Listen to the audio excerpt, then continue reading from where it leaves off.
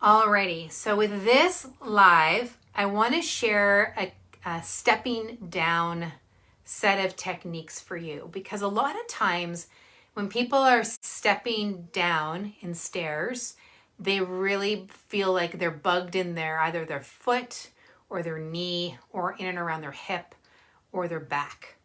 And so something to really pay close attention to is what's happening through the kinetic chain between the hip, the knee, and the foot. Because when we are stepping down, what we're essentially doing is we're doing this motion here. I'm exaggerating it. We're doing this motion here, right? So we're moving from our hip and our knee and our ankle in what's called the sagittal plane, right? So we're moving up and through this way, yeah? And what we have to remember is a key factor to enabling really good stability, smooth coordination, is we need to pay attention to what our rotators are doing in our hips, as well as what our abductors and adductors are doing, because they help maintain the stability, the connection between your leg bone and your pelvis. And so when we have a better connection, then the whole movement of the kinetic chain is much, much better, right? The pelvis is the platform, the leg bone connects into that. This is the platform which the leg bone swings.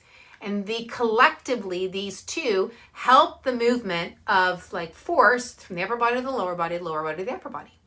So when we're getting onto the step, let me back up here, and I'm going to come onto the block. So I'm on the block here, and with the block, I'm here, and I'm just going to step down like so. I'm going to step down like so. Now let me point the block towards you here.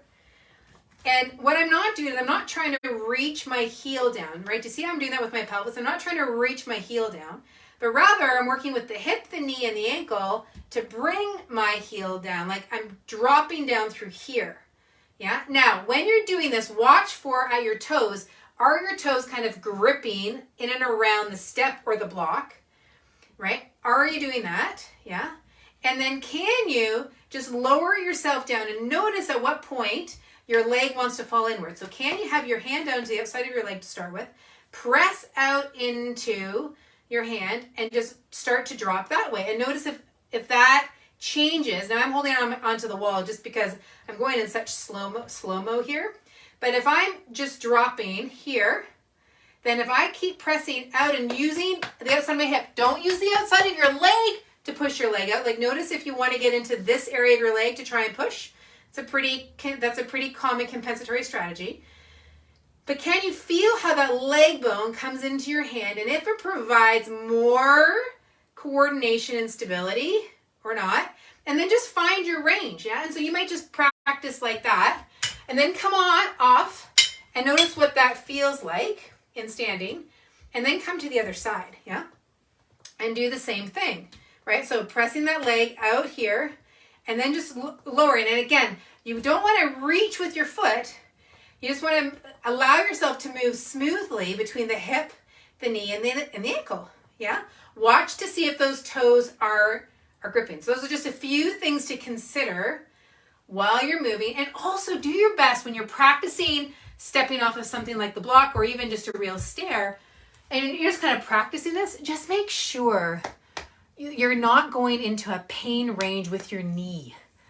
Yeah, and just practice finding that easy, simple movement pattern between your pelvis, your leg bone, so your hip joint, down through your knee and into the foot, and then and the force back up again. So you start to really grow smooth and coordinated range, like really good quality range and really good quality strength. Yeah? And see how that changes both your coming off the stair and step as well as going up the stair. All right? So enjoy it, and we'll see you next time. Take care.